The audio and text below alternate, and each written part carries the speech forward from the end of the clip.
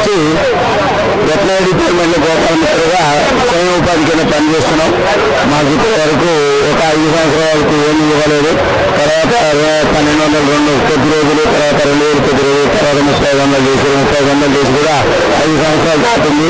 ఈ సాధించాలని జీతంతో చేయలేక మంత్రుల చుట్టూ, అధికారుల చుట్టూ చెప్పులు అరిగినా దిగినా కానీ మమ్మల్ని పట్టించుకునే నాది లేదు.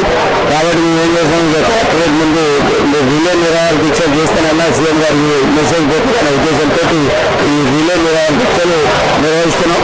మా డిమాండ్లు పెట్టుకునేంత వరకు ఈ రిలే విరమించేది లేదు.